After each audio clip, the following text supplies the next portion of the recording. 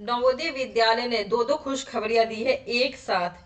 इससे पहले आप देख रहे थे कि नवोदय विद्यालय में बहुत सारे प्रिंसिपल्स, टीजीटी, पीजीटी और मिसलेनियस टीचर और अदर टीचर्स की वैकेंसी आई है। उसी के साथ साथ एक और आपको वहां पर उन्होंने अपलोड किया हुआ है, जो कि काफी ये भी बढ़िया है, हमारे लिए खुशखबरी है। दोनों में डिफरेंस क्या है हम इस वीडियो में देखते हैं। चलिए देखते हैं फटाफट। देखिए, जो आप ये देख रहे हैं नवोदय विद्यालय समिति, यहाँ पर जो इस वाले वीडियो की बात करूं मैं, तो इसमें क्या है कि ये स्पेशल नॉर्थ ईस्टर्न जो स्टेट है वहां के लिए आया है। मतलब कि जो शिलोंग रीजन है, शिलोंग रीजन में जितने सारे स्टेट है वहां के लिए ही स्पेशली आया है। जैसे कि उसके अंदर आता है अरुणाचल प्रदेश, असम, मणिपुर, मेघालय, मिजोरम, नागालैंड, सिक्किम एंड त्रिपुरा। ठीक है, ये सारे शिलोंग रीजन के अंदर आते हैं, जो कि नॉर्थर्न आपके ईस्टर्न में पड़ते हैं। तो स्पेशली वहां के लिए ये वैकेंसी है।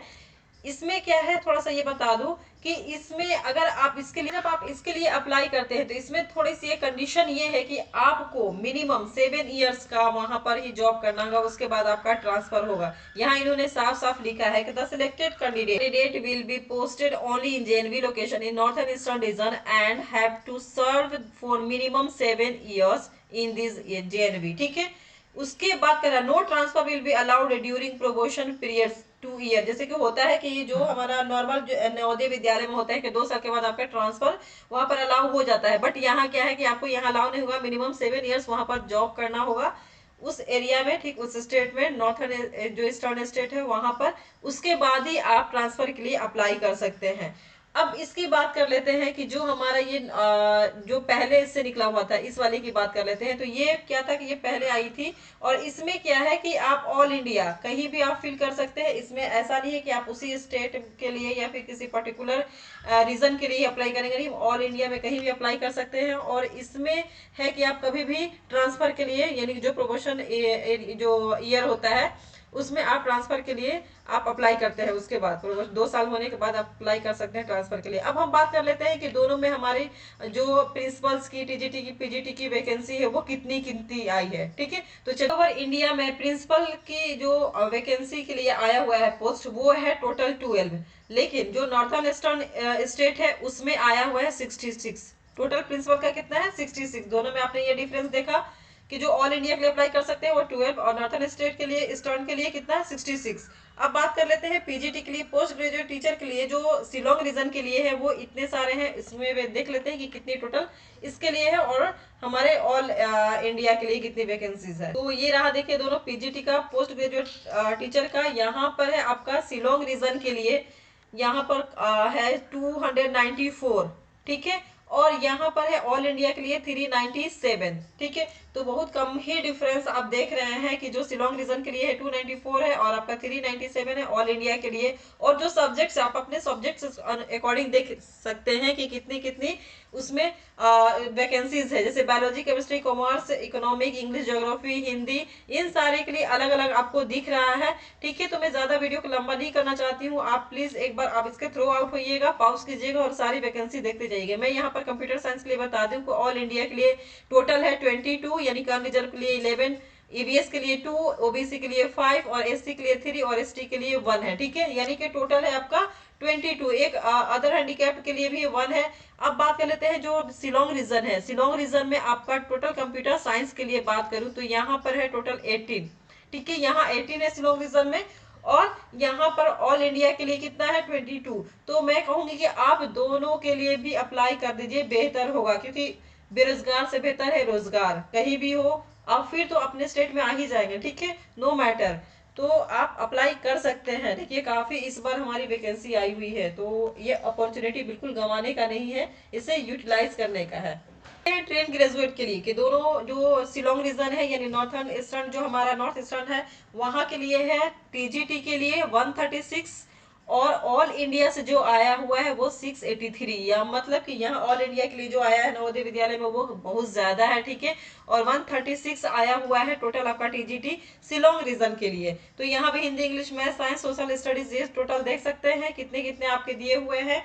तो एक बार प्लीज पॉज करके आप गो थ्रू हो, जिस सब्जेक्ट से आप रिलेट करते हो उस सब्जेक्ट का आप देख ले कि कितना इसमें सीट्स अवेलेबल है। सीनियर्स कैटेगरी के लिए, टीचर के लिए देखिए, जिसमें कि म्यूजिक, आर्ट, पीटे है, और पेट फीमेल है, लाइब्रेरियन है, जो कि शिलोंग रीजन के लिए टोटल हमारा है 88। ठीक है। और ऑल इंडिया के लिए जो आई हुई है वहां पर 181 है, मतलब कि यहाँ ज्यादा वैकेंसी है कंपेयर टू शिलोंग रीजन के लिए।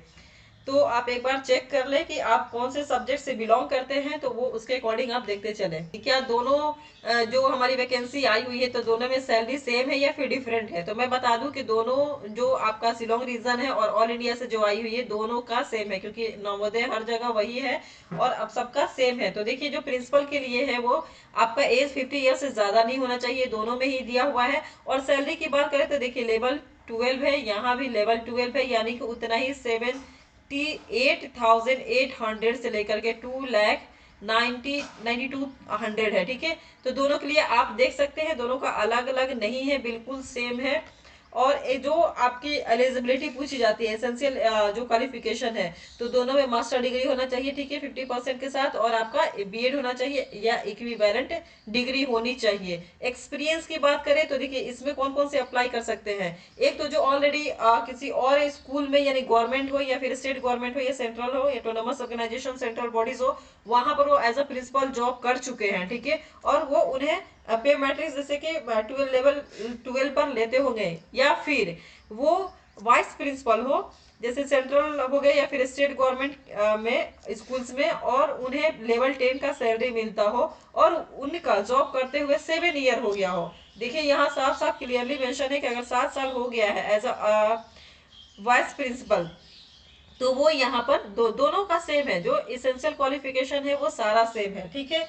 या फिर इसमें दिया हुआ है कि अगर और वो उनका minimum 2 years of vice principal, या फिर और भी बहुत सारे दिए कि पीजीटी है, ठीक है, और लेक्चरर है सेंट्रल स्टेट या ऑटोनोमस कहीं भी गवर्नमेंट स्कूल कॉलेज में, तो वो स्कूल्स में, और उन्हें 8 लेवल का मिल चुका है, तो और 8 साल का कितना 8 ईयर का उनका एक्सपीरियंस है, तो भी वो प्रिंसिपल के लिए एलिजिबल है। और हम देख लेते हैं कि क्या टीजीटी वाले एलिजिबल है क्या प्रिंसिपल पोस्ट के लिए, तो बिल्कुल है, टीजीटी के लिए भी है, लेकिन उनका कह रहा है कि अगर 15 साल जॉब करता हुआ होगा, अगर जॉब करते हुए 15 साल हो गए हो, उसमें किया हो एज अ पीजीटी, और बाकी यानी कि 12 साल वो रह चुके हैं टीजीटी, ठीक है, तो वो भी अप्लाई कर सकते हैं। अब हम आगे बात कर लेते हैं अदर्स के लिए वाले को पेमेंट मिलेगा कितना, लेवल 8 यानी कि 47,600 लेकर के 1,51,100 है ना, इतने उसकी पे मैट्रिक्स है, ठीक है। और उनका एज कितना 40 से ज्यादा नहीं होना चाहिए, और उनका क्या है कि 2 साल का जो पोस्ट ग्रेजुएट है वो होना चाहिए, ठीक है, रिकॉग्नाइज्ड यूनिवर्सिटीज से, और उनका बीएड डिग्री होना चाहिए। B degree is not required for the candidate who have undergoes 4 year integrated degree, जिनके पास इंटीग्रेटेड डिग्री है ना वो 4 साल की, तो उनके लिए वो जरूरी नहीं है, बट जिनके पास नहीं उनको बीएड की जरूरत है। अब बात कर लेते हैं, देखिए और उनके कह रहे कि इसके अलावा, ठीक है, और master degree from recognised university at is 50 marks, ठीक है, या तो ये होना चाहिए उनके फॉलोइंग सब्जेक्ट्स इसमें, ठीक है। यहाँ पर देखिए क्या कह रहा है, 2 year integrated post graduate course from regional college of education, यानी एनसीईआरटी के थ्रू जो दी जाती है वो होना चाहिए, या फिर मास्टर डिग्री हो इन सारे सब्जेक्ट्स में जो सब्जेक्ट्स के रिलेवेंट आया हुआ है उसके अकॉर्डिंग। जो पीजीटी कंप्यूटर साइंस है उनके लिए स्पेशली देख लीजिए क्या है कि अगर उन्होंने 50% मार्क्स के साथ बी या बीटेक किया हो, ठीक है, कंप्यूटर साइंस में, या बी बीटेक किया हो एनी स्ट्रीम, और फिर पोस्ट ग्रेजुएशन किया हो या डिप्लोमा किया हो उन्होंने कंप्यूटर साइंस में, तो वो भी अप्लाई कर सकते हैं। और क्या कर सकते हैं, एमएससी वाले जो कंप्यूटर साइंस जिनका है, या फिर आईटी है, या फिर एमसीए वाले कर सकते हैं, ठीक है। और देखिए बीएससी हो कंप्यूटर साइंस से, या फिर बीसीए हो, वो भी अप्लाई कर सकते हैं। Post graduate diploma in computer science या आईटी वो भी अप्लाई कर सकते हैं। बी लेवल फ्रॉम डोएक या नेलिट के थ्रू जो पोस्ट डिग्री मिलती है वो भी कर सकते हैं अप्लाई, या फिर सी लेवल कह रहा है डोएक या नेलिटी के द्वारा, ठीक है, वो भी कर सकते हैं। एंड ग्रेजुएशन उनका होना चाहिए, ठीक। उनका ये कह रहा है कि प्रोफिशिएंसी ये सारे जगह देखिएगा जो पढ़ाने का है, या तो हिंदी और इंग्लिश दोनों में होना चाहिए, ठीक है, नहीं इसेंशियल क्वालिफिकेशन नहीं है। तो चलिए और बढ़ जाते हैं, देखते हैं कि और क्या क्या है टीजीटी के लिए क्या है, और पीजीटी के लिए हमने देख लिया, ठीक है। ट्रेन ग्रेजुएट के लिए देखिए ये सारा पोस्ट कोड दिया हुआ है, आप एसेंशियल क्वालिफिकेशन सारे के लिए दे सकते हैं, ठीक है। टीजीटी के लिए साइंस अलग अलग सब्जेक्ट्स के लिए, सोशल स्टडीज थर्ड लैंग्वेज जो है उनके लिए क्या क्या रिक्वायरमेंट है, आप इस पीडीएफ में जाकर के सारा इन्फॉर्मेशन देख सकते हैं। अब